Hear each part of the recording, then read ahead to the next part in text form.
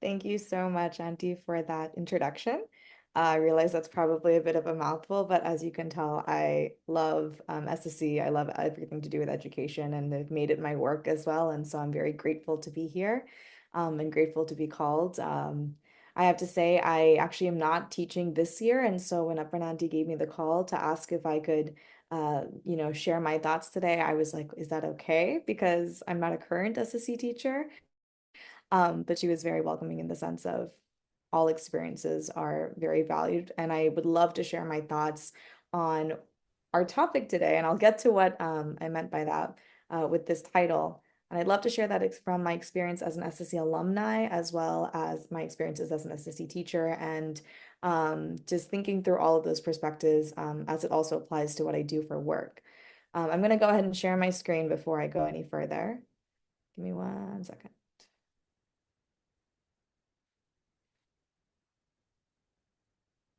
Okay, so hopefully everyone can see my screen.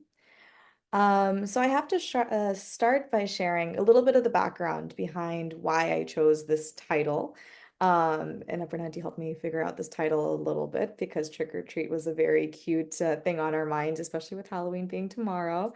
When I first started teaching in SSE, I was placed in group one, and I think that was a very good place for me to start out because I think it really helped me understand how are we even engaging with our students and what are the best practices, effective practices to start with these young learners and make sure that they are getting the best out of the program. And so I'm a spreadsheet person, I need structure. And so that was very helpful, right? I had my lesson plans, I could follow through on them.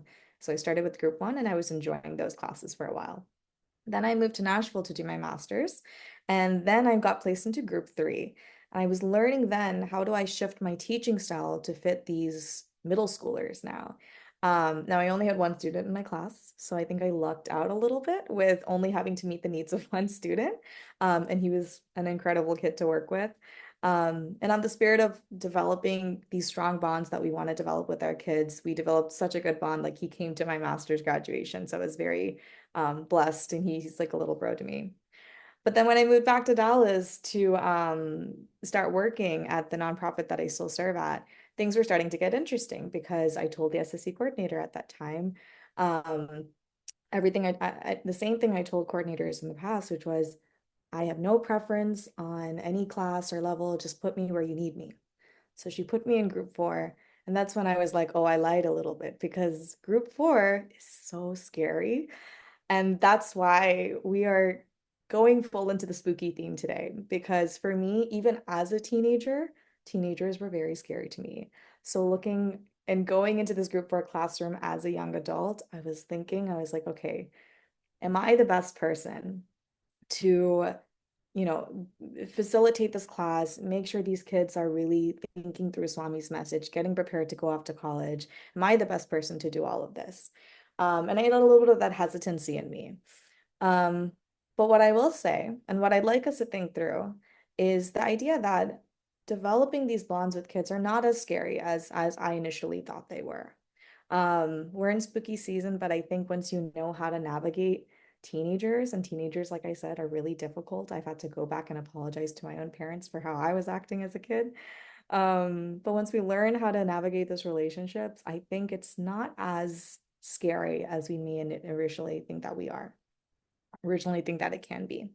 So when I went through this whole thought process, I think I was determining for myself, and I want us to think through together a few questions, which is one, why are we carving out these relationships with group four? Why are we doing any of this work? Two, what are we carving out? And three, how? How are we doing this in a way that's going to benefit our kids at the end of the day? So I'm going to dig into this, and I would really love to treat this session as interactively as possible. So please feel free to use the chat box. I'm going to try and keep an eye on it. So Jat, if you wouldn't mind helping me keep an eye on it, that would be great. But I'm going to have a few questions, so I hopefully everyone can get ready for them. So question number one, why do we work with group four? Why are we not just stopping with group three? Why are we not just calling it a day, graduating the kids off at that age, and then just wrapping up there? So I'll give everyone a quick second to think through that. Why are we working with group four? And feel free to just drop in even if it's like a word or a phrase, any small thoughts that may come to you into the chat box. Namu, I am sensing that we might be having a little bit of an issue with the chat today. I don't know if it's Ooh. Halloween taking over or what, but it seems as though it's not working like it normally does. So if someone has maybe something, perhaps they can unmute and share because I'm sensing that we don't have the same capability. Or actually, well, one just came through, so maybe Swami's listening and Mommy's listening. maybe it's working. All right, great. Talk Thank you. about spooky. I was like, oh no. Yeah. Alrighty, It's also thank quiet for a you. minute. Okay, great. Thanks. Yes. So I already am seeing a few good thoughts coming through, right? They need more guidance at this age, right?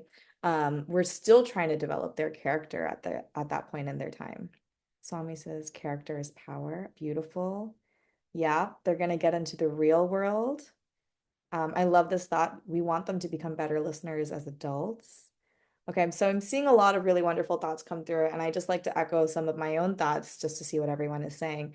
100% agree with what's being said, right? We want our teenagers to be purposeful young leaders out in the world. We want them when they go and become young adults. And I can say this because the funniest thing is teaching group four for the past 3 years, I have become their group four teacher. And then the funniest thing I get to tell the kids is like, hey, guess what? When you graduate, you're not rid of me yet. I'm your YA rep now. So I don't think they're super happy with me for that reason. But I also get to see the difference in them. When they go out in the world and they come back after fall break from college, I see immediately a few weeks later what that shift looks like for them. And I think just to echo so many of the thoughts that I'm seeing here, I'm gonna shout out one that I really love. They are the future and they are discovering themselves. And I really want to shout out that in particular because this particular age period, especially when you look at, child development stages as well, teenagers, especially this age group between like 12 to 18, this is the period in their life where they are figuring out who they are, where they're starting this process. It does not end when they become YAs. They still go into college trying to figure this out. But to help them understand what their values are, what their priorities are, who they are, their identity as a person, it starts at this age. So, not just group four, this goes back to group three as well, right? We have to have these relationships and get them comfortable with us, even as group three teachers as well. So, thank you so much for just sharing, I think, these thoughts, because I absolutely 100% agree with a lot of what's being said in this chat. I also want to share, I mean, I'm a psych and a child development major, so I cannot not share some of the spiritual basis for what we're doing and some of the societal basis for our work without also sharing the science behind this. And so this is what I get to see in a lot of my college courses and some of the work that I do. We bring this to some of my trainings, so I have to bring this in. But just as a quick summary, we have all these different areas of our brain that are in charge of different processes or different functioning. And I'm going to ask you to like turn to this very frontal lobe here, this in the green. And it's in charge of our movements, our behaviors, our problem solving, our speech, and more specifically within this really frontal area here right behind our forehead, that's our prefrontal cortex. This is the area where it controls our abstract thought, our critical decision making, our reasoning, our logic, and our ability to perceive the world, right? And make sense of it the way that we know how, based off of what we have been taught. So, this is another reason why, as SSE teachers, it's so important for us to be super intentional with what we are saying to our kids because we're also not telling them, and this is my perspective whenever I talk group fours, I'm not telling them you need to believe this specifically, or you need to believe in Swami, or you have to, because there's nothing a teenager hates more than just saying like you have to do this, because I know I hated that when I was a teenager, somebody telling me like you have to think this way or you have to do this. So it's not that, but it's also presenting the opportunity for them to make that decision for themselves because that's what's happening in their brain in this age of their life. They are figuring out things for themselves, and you have to use that brain muscle and let them use that muscle at that point in their lives. So I'm gonna segue also just to another thought here. I know I brought in a little bit of the science, and of course, I want to address Swami's own words behind this. So he does say, in the tender hearts of children, there is much potentiality of devotion and attachment to higher ideals and objectives. This can be developed and cultivated by you. Do not think that they do not know anything, that you can divert them any way you wish. This is a mistake. Recognize the great potential of all of the child. Adopt such methods as the child himself might suggest or indicate. Help the child to reach godliness and become aware of its high destiny. So, I'm choosing my wording carefully here when we talk about carving out these relationships. We are doing this in a way that has to be intentional with our kids because we want them to be this carved out, this ideal version of godliness that Swami wants them to be.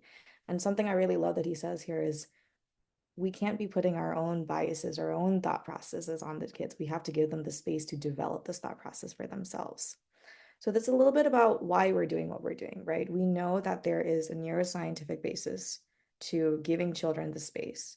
We know that there's a spiritual basis for what Swami's saying. And we know that there's a societal basis as well. Something I tell my group 4 students all the time is in groups 1 and 2, you're learning about the values, but it's not enough to just learn about them now. Now you have to be of value to society, right? So you have to go out, you have to understand for yourself, how am I being of service to society? And it doesn't matter if you are going to be an accounting major or if you're going to, go into business or if you're going to go into art or whatever that career path is taking you in. How can you be a good person at the end of the day or a good human being? That's the basis of our spiritual development here. Okay. So we talked a little bit about why we're carving. I want us to start shifting into thinking a little bit about what we do. And this is something I'll post again to the chat. What are we carving out from our students? And so this may be a little bit of a tricky wording here, but just what comes to mind when we think about the way that we bring forth these lessons to our kids. What's the end goal, right? What do we want them to become? What are we carving out? So I'll give everyone another minute or two to get situated with that thought process.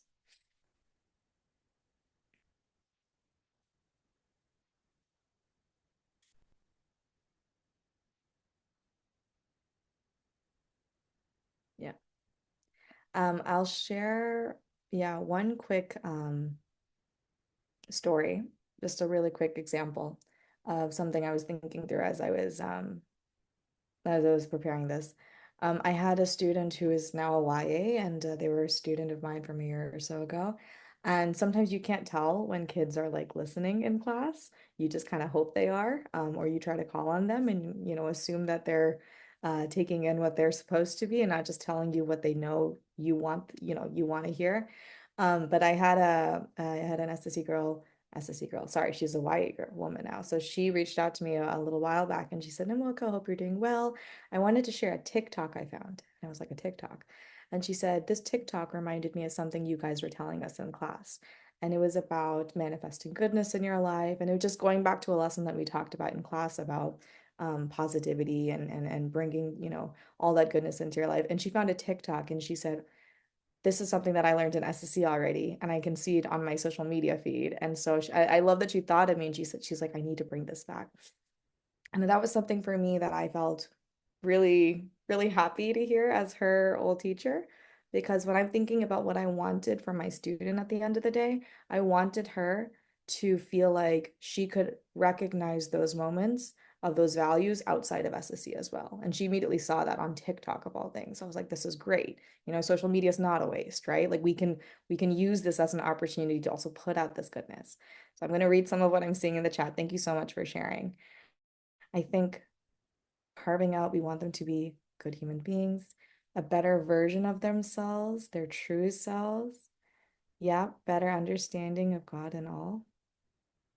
The opportunity to think through, contemplate, right? Choose, practice the discrimination, right? Of right and wrong. Beautiful thoughts. And I think one thing I'm seeing here I really love is carving out those negative traits and leaving the good traits behind. And I think this was something I was really reflecting on when we think about, again, what we're trying to achieve and with our students at the end of the day, because sometimes what we come to class with ourselves, and sometimes we have to be mindful of, is our implicit biases. This is something we have, this is something our students have. Also our learned biases, this is something that we've developed through so many different types of external influences, right? So this is, again, it could be social media, it could be conversations we may have with family or friends, or just hear on the side of the road or read in a book. And so these are the thought processes that we want to challenge as well, right? Through the course of, having spiritual discussions. And it's something that me and my co-teachers would always tell our kids is like, any of these problems that you are experiencing in your real lives, like you are experiencing, college stress, right? You're experiencing peer pressure. You're experiencing some sort of maybe mental health situation. We want you to feel like you have the space to be vulnerable with us, that you can come and you can share those thoughts with us and not feel judged. And I think in terms of what are we carving out from the entire experience of group four, I think that's something that's so important to me and something that I know my co-teachers and I have tried to be very intentional about. And I will say part of that intentionality also comes from our own vulnerability.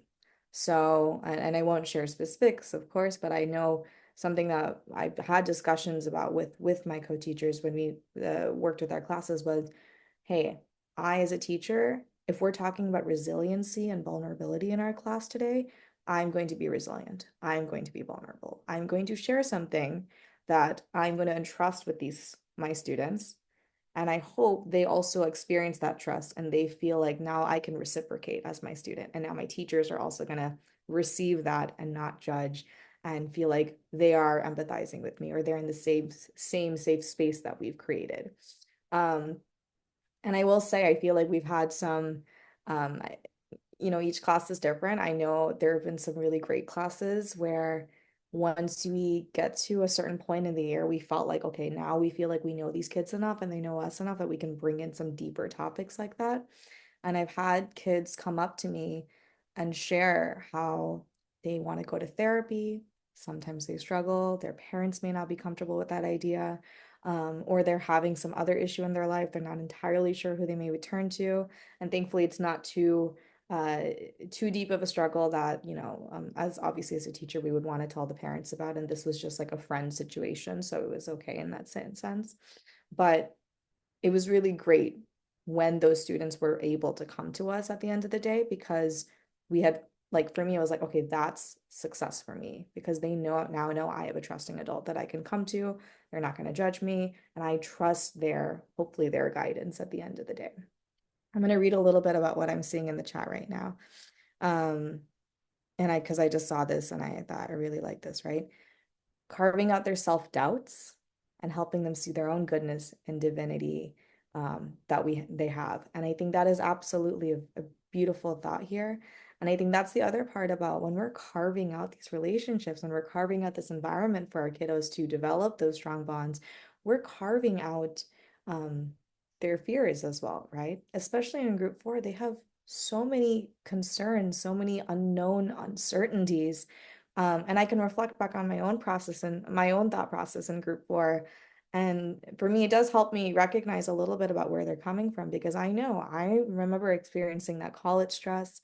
I remember experiencing that, mental health situation that I was going through at that point, just not feeling super great about myself, struggling with my self-confidence, feeling down in moments.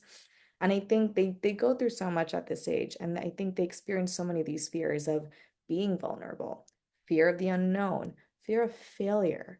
And I think that's a huge one, especially because I think within a lot of our um, community, especially for those of us who are growing up, those of these teens who are growing up, especially in the States, I know there is a huge weight on we have to succeed, we have to do anything but fail. And I think that's a huge part of the pressure that they experience at this age. And also fear of not belonging, right? And then there's so many other more fears I'm sure I'm like just not blanking on right now. But I know those are a few that I know I experienced at that age. And when I've had conversations with some of these kids, or when we've intentionally brought up that conversation with them in the class, they resonate with that because that is absolutely something they're experiencing at this age. So it's a tough period of life and everything. Something I always try to tell them is like, this is going to be very hard year or two for you. I promise you it's going to get better. It's not the end of the world. You're going to make it through, but it's very easy to live within that bubble during this time period of their life. And so it's carving out their fears. And I also want to ask this question in relation to the next slide that I have here. So we have two pumpkins, as you can see here. I really went in on the spooky season, on the theme. And one pumpkin is uncarved, one is carved. And I would just like people just to throw in the chat, how are we getting from one pumpkin to the other? How am I going to get from this uncarved, pristine outer, pristine view of this pumpkin to this carved jack-o'-lantern? What do I do? Simple and easy. What do I do?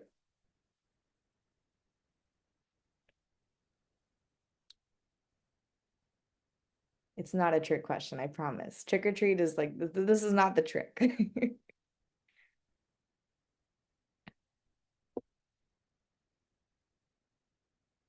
Feel like everyone's second guessing a little bit. So, yep. Okay, great. I saw some thoughts come through. Yeah, first step, you need a carving knife, right? What is the carving knife? You need the right tools. You need the right tools to carve out this pumpkin. And then, oh, everyone's getting really deep and SSE teacher like into this metaphor. I see you guys. Okay. Yeah, clearly you guys understood the message here, right? We are taking out this pulp, we're taking out all these unneeded characteristics or qualities or maybe negative self-doubt, these fears that we experience. And I'm already seeing, I think, people reference this idea of letting the light also come through when you carve out this jack pumpkin. But I will also ask this, if I carve out this pumpkin and if I just go at it, if I'm just stabbing this pumpkin, am I going to create this beautiful final image here? Maybe not the way that I would like it to be. Yeah. I mean, it may not be as pretty as I would like it to be, right? So the other part of this is we have the tools. We know the end goal. We know what this pumpkin should look like. But to get there, we need to carve very carefully, right? Because if we're not carving carefully, we also run the risk of doing more harm than good. And so we need to be careful. And especially with our teenagers, they're really sensitive. And I can say that because I know I was really sensitive at that age. So it's like I'll take full blame on this. But they're really sensitive at this age, right? They all like to put on a front that we're too cool for this, but no, they're thinking too critically about everything. And so we need to be really careful that the way that we word things, the way that we are bringing up these conversations, the way that we are trying to create these opportunities for them are being very carefully done. And so that leads us into this thought process of how are we carving, right? How are we getting to this space where they are going to allow us in and giving us this opportunity to, in Swami's words earlier, right? Like create the space for that godliness to shine through. So I'm going to play a really quick game with everybody. It's only two questions. But for these two questions, I want everybody to respond. So how do we carve? Question one. Group 4, high schoolers, are the only students in the SSE class. True or false? Okay. Yeah, seeing a few responses. Okay. Everyone seems very confident with this. I don't think I've seen a true in here, and I think you're all very correct. I would say that's false. Um, And I think from my own experience, I think being in this class as a student, being in this class as a teacher, I can say from both ends of that spectrum that that's absolutely false, right? SEC kids, they are absolutely there for their own journey, but as a teacher, I think I learned, I think twice as much just being in that seat. And I want to share a little bit about Swami says about this. So he says students study only for a few years, but teachers, in order to justify being in the profession, have to be engaged in the studies always without stopping. So teachers are to be reckoned as the only genuine students. To the question, who is a real student? The answer is the teacher. The motto, I shall be the ideal student for my pupils to emulate, must inspire the teacher. Such a teacher has surely recognized their duty. The teacher must come down to the level of the student, and if the teacher doesn't and still continues to teach, the fate of the student is best left to the imagination. I love this quote. I want to speak to this quote, but I want us to do our second true or false question first, and then we'll address this briefly. So, second question and last question. Young adults are the best at developing relationships with group 4 students.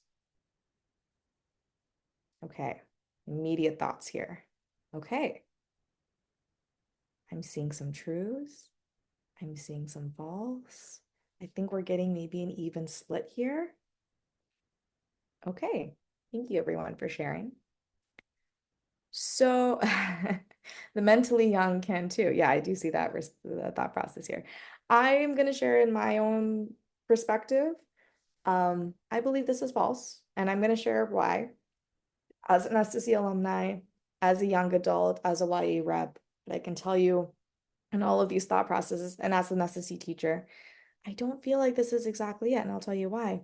Because yes, Ys do have maybe a little bit of an edge. So as a young adult, I know that, okay, because I've grown up in this country, because I maybe have gone to the same high school that some of these kids are going to, maybe I literally had the same teacher, or I've gone through the same classes, or I've gone through the same system, sure, I have a certain perspective that they can relate to that will help me relate to them, right? Because that's my starting point off of a conversation that I want to have with them. And I also feel like we don't want to just I would hate for anybody to think that because you're not a YA, you can't develop a strong bond with a teenager or with these group 4 kids. And the reason I bring this question up is because I've received this statement a lot from when I first started teaching or when I first went through teachers training from like 9 years ago, maybe. I got this thought process, which is like, oh, this is so great that you're gonna, and I appreciate this thought process, but it was, that's so great that you're going to be a teacher as a young adult because, you're going to connect with them so much better than I could. And I love that and I appreciate the sentiment. But I also think that we don't want to just, assume that like, oh, because I have a young adult as my co-teacher, I don't need to connect with these kids. Because if we want that safe space, if we want to carve out that environment for the kids, we need to develop that own relationship with them ourselves. And I think I will say like Gen Alpha is also coming up and they're about to become teenagers in a few years and I already don't understand their language. So I don't know how well I'm going to connect with them in a few years either. Um, but I think also it's to say that young adults can have an edge in some ways, but I don't think that we are the only people who are going to develop those trusting relationships. And then an example I will give is we have, I'm thinking of a few teachers myself that I really look up to when I was a group 4 student. And the relationships I had with them was not because, oh, they're young and cool or whatever, and not to say that they were not young or cool, but it wasn't because they were YA, it was because I knew I could go to them. I knew I could trust them. I knew I could talk to them. I'm going to shout out to Lajanti here. She's one of them. I still know I can talk to her at any point in my life if I need to. Um, and I also know, like, as a teacher, I can think through the fact that, like, I know maybe I haven't developed all the best relationships with some of my kids the way that I would have liked to. I think I've had some successes with some of my students. I think I've also had some failures with some of them. And I know that's room for me to grow as a young adult. So I don't think it's to say that, like, all YAs are going to be the best. Coming from a YA, I would like to say that. And I think it's just for us, any of us, whether you are a young adult or whether you are young at heart or young in mind, whatever you would like to call yourself, I think it really is just for all of us as the adult in the room to be very intentional in the way that we are just trying to develop that relationship. And I think it's that effort that really does count. Because students also know when you're not trying, right? And I think it's just taking that first step forward to really meet them where they are, as we heard from Swami's words. And I think that step one is going to be such a difference. I also want to say my own thoughts on how we carve these relationships to make sure that these kids are feeling seen, feeling heard, because I think these are the 3 values that I know when I experience a teacher embodying this, I know I felt seen and heard. And this is something I try to do as a teacher myself. So I want to speak to this a little bit before my time is up. One, So empathy. And I think this just goes back to my point earlier, which is if I'm not a Y, it doesn't mean I can't empathize with a student, right? You can absolutely empathize with someone who you don't have that lived shared experience with. And the other part is, I mean, and I'll give one example. There's one uncle at our center. Our kids had given graduation speeches, our high school seniors last year, and like three or four of them all shouted at this one uncle who taught them the year before. And I wasn't exactly thinking like, why did they shout me out? I mean, I wasn't fully. But I was thinking, I was like, I need to go sit in his class and see what he's doing for them to remember him the next year and be like, that uncle is amazing. I know he's like the secret sauce, which I think these kids still felt after another year or two that this uncle is someone they trust, someone they bond with. And I've had my own conversations with him. I know that he is someone you can absolutely entrust anything with. He's very chill, he's very casual, but he's very trusting, right? And so I think what's helpful is like that's someone you know at the end of the day you can empathize with.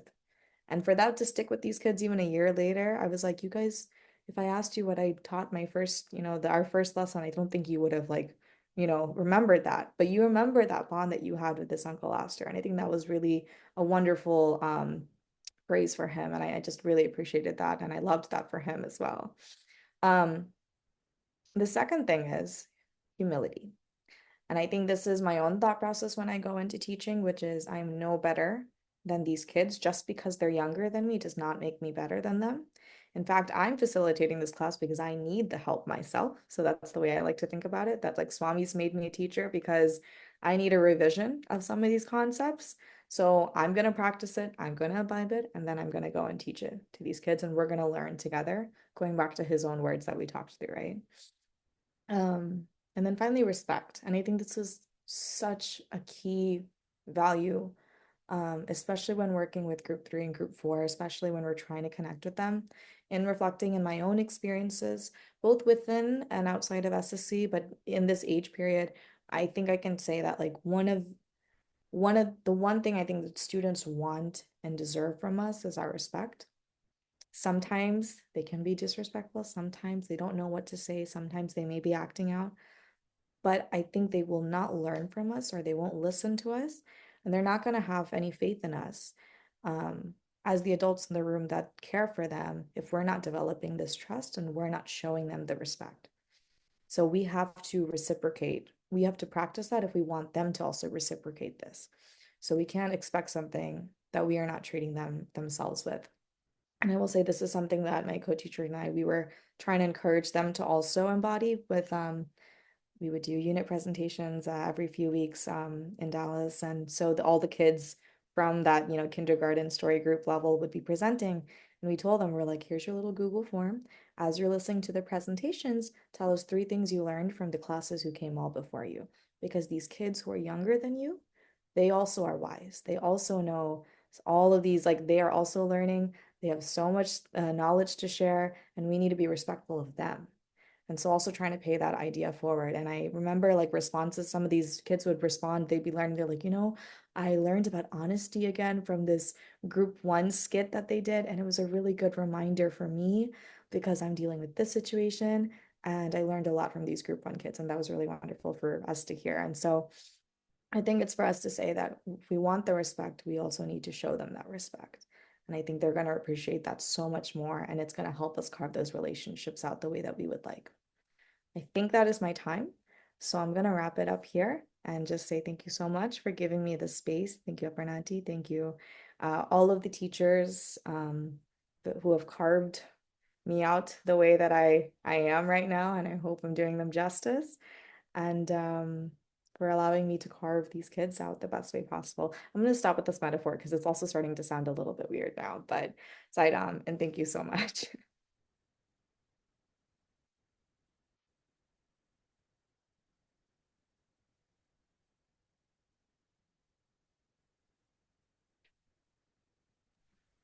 Siram, everyone. So we have a few minutes left to answer or to have our dear Namu answer some questions that you may have. This was an amazing presentation. It's so full of great information, not only from you as a SSE teacher, but just from your own experience. So thank you very much for sharing that with us. I think it just gives us uh, such good insight on how we can maybe take what you're saying and apply it to our own classes. Not even just group 4, but group 3 and even the younger ones. So thank you for that. And so for all of those online, if you would like to share a question, please do put it in the chat.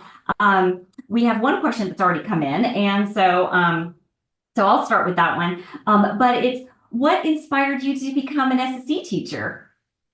Oh, oh, I love this question. Yeah, I actually, it's funny. I got trained when I was actually still in group 4, and I don't know if that's still allowed in this current time period, but when I got trained and it was allowed. So I got trained when I was about 17 and I was a high school senior. And one of the main reasons I wanted to go into group 4, and this sounds really cheesy, is there is this quote from the Wonder Woman movie, actually.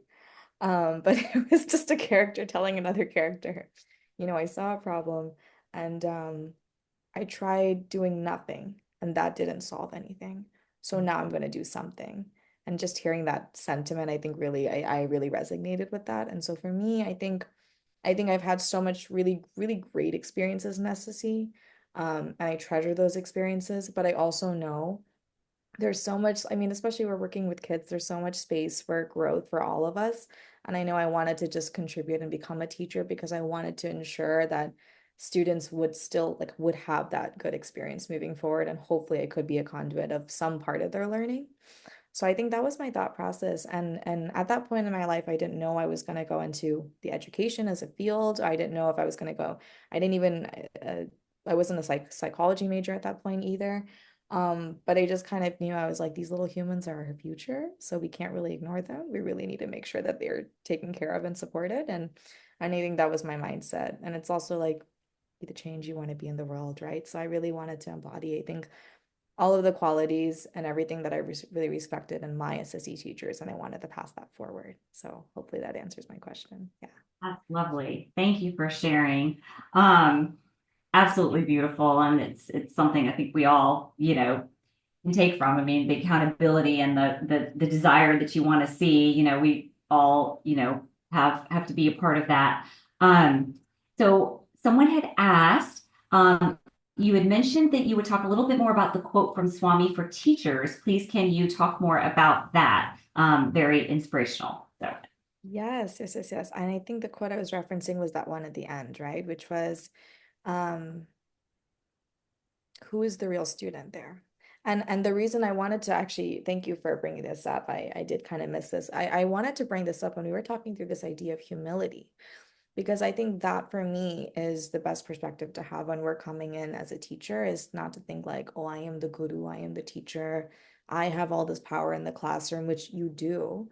I think it is to have the mindset um, that Swami shared here, is to be that student, because I think we have to be that student and we have to treat our role with that humility, because it's so easy to mismanage that or mishandle that situation if we're not careful, or if we assert ourselves in a way that is, I am always right. And I don't think that's not ever something I want to share with my kids, that I'm always right. I'm absolutely going to tell you what Swami's words are because he's always right. But I know I'm learning in this process with them. And I also think the other thought I wanted to share here was when I think about this idea of being a student, alongside my students, I think it's about not necessarily, I think we talk about being a teacher and being a guru as like we're being the guide or we're being the mentor, of course. And I completely agree with that because that is the positions we are placed in. But I also think we are the companion. And I think that's the thought process I have when I am teaching my kids is I am accompanying them in their journey. So I need to be hand in hand with them. I need to, like, I don't want to say come down to their level, but I need to meet them where they are and recognize their perspective takes the front lines here, not my perspective. My perspective is something that's going to come through like in understanding where they are. So I think that's what I meant when I wanted to address this quote a little bit further, is just addressing this idea that we're the students at the end of the day. I mean, I've learned so much in the conversations I've had, It's funny because it's like we'll bring up, what I'm like, oh, I think I know what the conversation or the discussion I'll have with my group where kids will go one day. And I will think about it when we're developing our lesson plan. And then my co-teacher and I will present. And then some other child will bring in like, I say child, they're like young adults almost, right? But they'll bring in this really great thought process. And I'm like, I didn't even think about that. That's such a good thought. So I'm learning more than they are, but I'm learning with them as well. So I think that was my intention with also bringing in that quote and really addressing this fact that we need to be humble and we also need to recognize that we are their companions at the end of the day. Whether they recognize that or not, we have to keep that in the back of our heads. And then last question, how do you experience Swami's guidance in your role as an SSE teacher? So I think in terms of experiencing his guidance, I think outside of course, when you're sourcing, the discourses and you're looking into like what your materials that you need, outside of that whole thought process, because I feel like as I look into a topic, I'm learning so much and I'm digging into the what he's saying and understanding the perspective he's having that we need to bring forth. I think it's also the guidance of when you learn, like, yeah, you have to have a lot of patience to be a teacher. That was something I think I don't we have innately. I think it took me some time to develop that. Um, and also some of these qualities that we're encouraging in our kids, just recognizing that we have to embody that first. So I think as it comes to Swami's guidance, I think it really is about him teaching me his lessons that he wants in the curriculum, but then also his lessons that are not in the curriculum, which is the patience, the pursuit of just like making sure these kids maybe not be coming to class one day and I need to be the ones. It's up to me at the end of the day to call these kids and figure out why they're not coming or talk to their parents and see what's going on.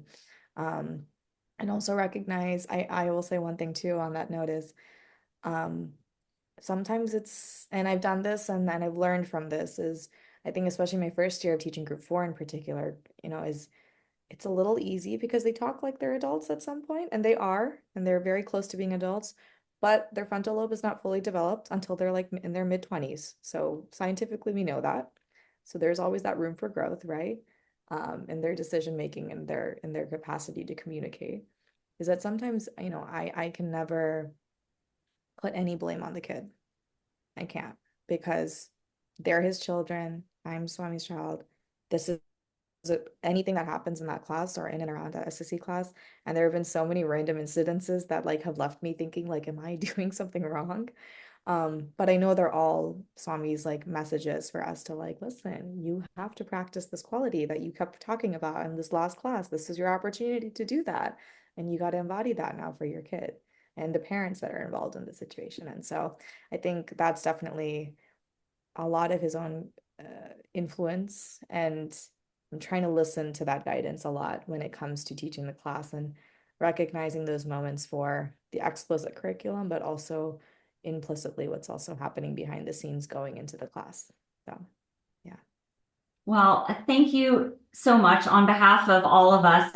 I mean, you've really shared such heartfelt, thoughts and so much for us to take back and apply to our own curriculum and lesson planning and everything. And so truly, thank you for giving us so many treats, not tricks, but treats. All the We really treats. enjoyed it. And thank you for all the participation from everybody logged on. Thank you very much for joining us today. We will convene again before the end of the year. We will send out something about when the next one will be, certainly before the Christmas holidays. So just stay tuned for that. And Namu, seriously, thank you so much from all of us. It was a true gift. So, Siram, everyone.